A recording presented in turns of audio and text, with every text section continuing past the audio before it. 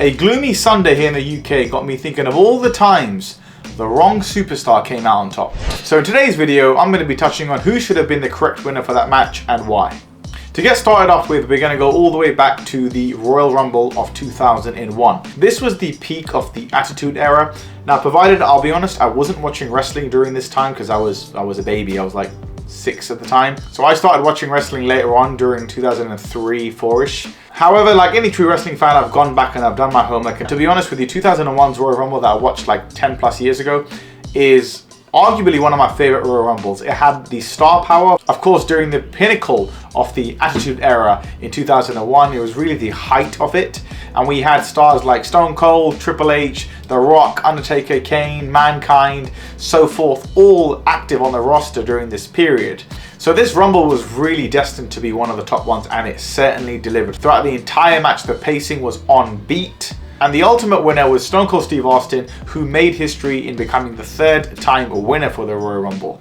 Now, I'm going to preface this by saying I can't fault Stone Cold Steve Austin at all during the Attitude Era. To be fair, I can't fault him at all when it comes to wrestling because he really is arguably one of the biggest stars. He saved the WWE in one of the most significant periods of wrestling history and helped the WWE win the Monday Night Wars ultimately in the end. However, as I mentioned, because he had won 2 Rumbles previously, there was somebody else in that Royal Rumble that they could have pulled the trigger on. Because up until this point, they really hadn't pulled the trigger on him, despite him being such a big star at the time, and not just a big star, but really being over with the crowd. By 2001, this individual was so red hot, pun intended, that every time he came out, he was getting electric pops. And yes, in the Attitude Era, you know, we were accustomed to that. Glass shatters. If you smell, you're gonna pop. But the man I'm talking about here is Kane. Kane in 2001 was white meat babyface. He was extremely over, and he was someone fresh. They had only given that man the WWF Championship for about 24 hours back in 1998. Since then, they had not given him nothing when it comes to the world title picture. Of course, he's been in the main card in terms of like stories, matchups and stuff like that, but he never really won the big one when it mattered. And although he had a tremendous showing in this Royal Rumble match, he set the record, 11 eliminations. He had a hilarious moment with Drew Carey in the ring as well. He ultimately came up short. He was the last person that Stone Cold eliminated. So this Rumble made Kane look super strong. But honestly, knowing that even after this, Kane never won the Royal Rumble, this was the perfect time. The reason why I say this, by this point, Stone Cold had already won the Royal Rumble twice. Yes, him winning the 3rd time, you can make an argument for it. He made history and ultimately went on to WrestleMania 17 in that hellacious main event against The Rock, which was one of the biggest superstar main events ever. My argument is you could have put Stone Cold in any part of WrestleMania, any feud, and it would have worked. But you could have pulled the trigger on someone who could have then become as big as The Undertaker, because Kane's always been in his shadows. In my eyes, Kane could have been as big as The Undertaker. At times I felt like he should have been even bigger. It's a hot take, I'll make a separate video on that. But this really would have been the moment for it. So I would have gone with Kane, even if it means we don't get the WrestleMania 17 main event between The Rock and Stone Cold, because I would have loved to see Kane in the main event and ultimately even win the championship, the big WWE Championship, more than 24 hours this time preferably, and have a record-setting year. Next up, we're going to bounce all the way to 2017. Now at this time, we had the Universal Champion Brock Lesnar, and he was in a program, albeit a short program, with Samoa Joe. Samoa Joe, who came, of course, homegrown in TNA, debuted in WWE, went straight to NXT, and then eventually got called up to the main roster. Now this feud almost kind of came out of nowhere. I want to touch on the build for this feud. The build for this feud was like no other. I'll make an argument that this Samoa Joe and Brock Lesnar feud, the legitimacy behind this, the realness, the heat, the believability factor is very important, as we know in professional wrestling, right? We want to suspend the idea of reality. We want to go into an escapism. We want to go into La La Land. But at the same time, we want things to be grounded and be like, you know what, hold on a minute, are they blurring the lines here? I genuinely invite you guys, go back to watch the feud, the split interview between Samoa Joe and Brock Lesnar on Monday Night Raw was so good, where it felt like a lot of us fans were watching something that was going off script, like it was a shoot. And then of course they had their brawls in the arena where they emptied the locker room to come out, traditional style where things are going all tits up. I have to give a shout out to Samoa Joe. He is awesome in the ring, on the microphone. I'll be honest, I will put him against anyone on the microphone, and I think he can hang. Like his promos, the way he delivers it, his vocab, everything is so good. And the main thing with this feud, it genuinely felt like Samoa Joe had a chance. Like Samoa Joe's also got the in-ring that he can back up with, but he's also got the martial arts background. He's a big boy who can move like a cruiserweight. The believability factor was really there. And to be honest, that's quite rare when it comes to an opponent that's going one-on-one with Brock Lesnar, especially during his prime. This was in prime Suplex City era. This is where Brock Lesnar had become a certified part-timer, a multiple-time world champion, had smashed John Cena, Undertaker streak, and ultimately in this matchup at Great Balls of Fire, Brock Lesnar came out on top. I would have said, I would have gone with Samoa Joe, because it would have done a couple of things. Number one, it would have given us the shock factor. Even though we know the believability factor is there with Samoa Joe, we still were pretty sure that Brock Lesnar was going to come out on top. Not because it was Samoa Joe, but because this was generally the case with Brock Lesnar matches. By giving Samoa Joe the win, you would have cemented and certified and validated his legitimacy. You would have officially and by default made him the next big bad in the WWE, who's not a part-timer. And no knock on or shade on Brock Lesnar, of course, but Samoa Joe doesn't also require a voice for him. He doesn't require a Paul Heyman. He doesn't require a manager. Like I said, he can deliver on the microphone. He can deliver in the ring. He would have been such a credible threat. And if you think about all the top tier feuds you would have had, because the roster, not as stacked as it is today, but it really still had some decent talent where World Championship main events at PLEs wouldn't have been a one-sided Suplex City fests like it was with Brock Lesnar. So I would have gone with Samoa Joe in this case. Next up, we're going to fast forward to WrestleMania 32, Dallas, Texas. AJ Styles versus Chris Jericho. You probably already know what I'm going to say. Flat out, AJ Styles should have won. There's no argument for this, no case. I don't even need to open up a case, but I will for the sake of the video, of course. AJ Styles debuted in 2016 Royal Rumble where they screwed it up almost, and they just showed us Roman Reigns' face for a prolonged amount of time for no reason. And we had to hear the roar and the pop of the crowd to recognize that it was someone of significance. And during that time, we knew AJ Styles, of course, was a free agent. He had left TNA. He had transitioned to New Japan for a while. He was with the Bullet Club. And then he finally made his long anticipated debut in the WWE. A fantastic moment, a huge moment, and he had a great showing in the Rumble too. Now he got into a program with Chris Jericho where initially they were Y2AJ, I think it was. They were a tag team for a while. Then they transitioned to a program one-on-one, which came head-to-head at WrestleMania 32. And this still baffles me. It was AJ Styles' first WrestleMania. And the most interesting thing is he's going against a legend at the time. Chris Jericho was already well made by that point. He was in the latter part of his career. I mean, if you would have told me he's still going strong now in AEW, I would have been like, okay, I didn't see this coming. But even back in 2017, he was up there. Like, we thought he was nearing the end of his career.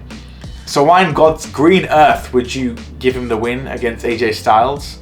Because ultimately it did nothing for him. What it would have done for AJ Styles is it would have cemented him saying, I am here and I am here to stay. I've beaten one of your best in the WWE. I've beaten a legend. And then he could have gone on about his business.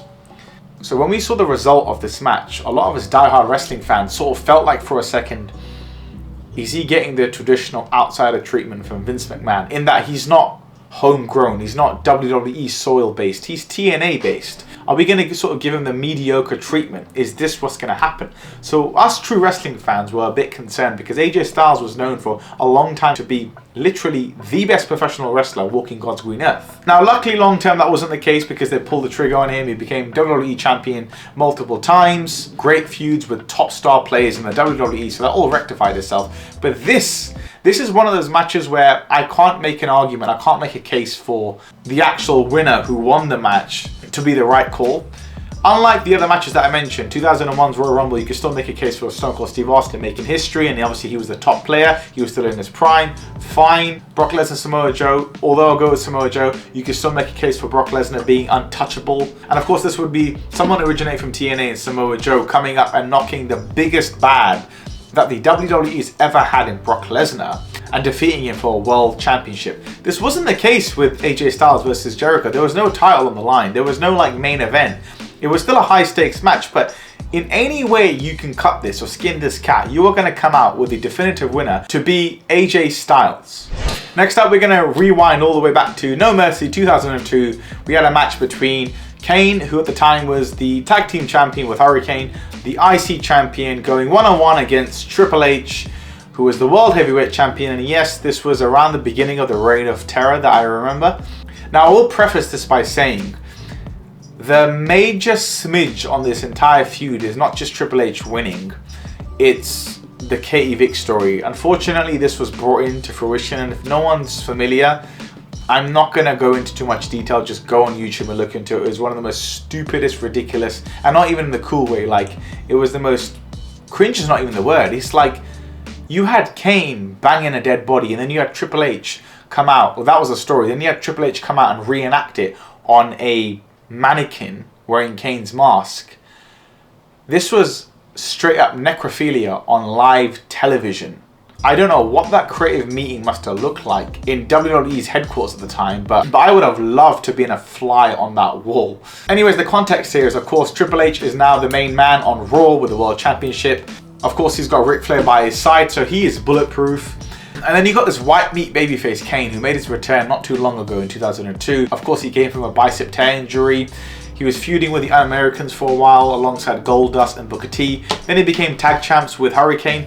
And this dude, I mean, Kane was so over at this time because, number one, he started showing a bit more personality. He had the half mask so he could actually talk. He was finessing women backstage, dropping game on all of them. And this was also the time, well, the birth of the Canaanites. And not to mention, this was still during Kane's prime, so he could go in the ring as one of the best big men to ever do it. So heading into the match at No Mercy, the story that could have been told is Kane finally getting his flowers. Like, that would have been his actual world title reign, proper world title reign, because the first one in 1998 just was 24 hours. I don't know what the hell it was about. I almost don't want to count it. But like I said earlier in 2001, you didn't execute on Kane as being one of the top guys, despite him being in the upper mid card. This was the time. He could have been the babyface with a world championship and make history because he would have been tag champ and he would have been IC champ. Correct me if I'm wrong, but I'm not sure if anyone else has done that. So this would have had the shock factor. This would have sent everyone home from No Mercy happy and not been like, frick's sake, his beardless Triple H with his weird tights. He had these weird tights during this phase, I think it was, yeah. Really strange. But as we know from here, Kane's career really took a downward turn and then never came back up. But if this was me doing it, No Mercy 2002, you would have had Kane walk out as the World Heavyweight Champion. And lastly, we're going to fast forward back to 2016. But this time, the Royal Rumble. Now, this Royal Rumble was an interesting one in that we had Roman Reigns come out as the champion at number 1, and he had to defend himself against 29 other superstars, similar to what they did in the early 90s, the concept of this, where the winner becomes the world champion. They don't necessarily just main event Wrestlemania. So lots of high stakes. It was definitely a fun Royal Rumble. But I have to be honest, the looming background for this entire Rumble was The Authority versus Roman Reigns. And this was management's and creative's agenda to sort of get us behind Roman Reigns in a sympathetic way, where Roman Reigns is having to prove himself. He's coming out, number 1, he's defending himself in the Royal Rumble, and there's going to be some shenanigans from the Authority there. He's not going to be expecting blah blah blah. Unfortunately, it didn't work, and they didn't get the babyface they wanted out of Roman Reigns. However, they had another, by default, babyface who also derived from the Shield in Dean Ambrose, who, I'm not kidding, was one of the most popular people in the entire industry. And this was not by design. Although Dean Ambrose was still in a solid position on the card and in the company at this time, post the Shield breakup, he wasn't getting the push that Roman Reigns was getting. Ambrose was still feuding with Rollins during the early days of the breakup of the Shield. And during this time, they were sort of getting Reigns into the main event, which simply wasn't working, unfortunately. For the closing moments of this match, where Triple H came out, from my recollection, eliminates Roman Reigns, so we are guaranteed to get a new champion during this match. During the closing segments, you had Dean Ambrose and Triple H. And I remember watching this closing segment live with some friends, and we were thinking, they could actually pull a swerve, because we were all expecting, once Triple H's music hit, yeah, he's winning. I mean, he looked like $1,000, $1 million, sorry, at his age and everything like that. We thought, okay, here comes the 14th title reign, and long and behold, it was that. But for a moment during the one-on-one bout between Dean Ambrose and Triple H, we were thinking, I think it's time. Like, we could hear it with the crowd. I think they're finally listening to the crowd. Unfortunately, we didn't get that. I would have gone with the correct winner, not to be Triple H, but in fact Dean Ambrose, for a couple of reasons. Number one, like I said, he was white meat babyface. It was the perfect time to execute on this guy and take away all the shit and the heat that Roman Reigns had. What you could have done here is you could have saved this entire program with Roman Reigns and the Authority. By getting Dean Ambrose involved, you could have had this sort of conflict, you know, between Roman Reigns and Dean Ambrose, as they were still considered brothers. They were cool, both baby faces, but then you could have started telling the story of them clashing, all in the name of the WWE Championship, because now Dean Ambrose is champion and no one saw coming. So the crowd would have left happy. And then going into WrestleMania 32, the main event could have been Triple H versus Roman Reigns versus Dean Ambrose, the champion, for the championship. And at that point, if you want to execute on Roman Reigns and, you know, and he picks up the victory, he comes out that triple threat as champion, sure. It would have been way better. The road to WrestleMania would have been way better. You would have saved yourself from having an absolute shite match between Brock Lesnar and Dean Ambrose at WrestleMania, and an absolute snooze fest between Roman Reigns and Triple H, which lasted for more than 30 minutes for some odd reason. By having Dean Ambrose in there, you would have had the crowd actually be invested, and by default, a triple threat with these three cats would have been way more entertaining and not a snooze fest compared to what we got between Triple H and Roman Reigns. So I would have gone with Dean Ambrose for this Royal Rumble. Anyways, those are my takes on who I thought was the wrong winner and who should have been the correct winner and why. I would love to hear you guys' comments and your thoughts. I'm sure some of them you probably disagree with. Sound off in the comments. But that's everything from my end. I'll catch you guys in the next one. Peace.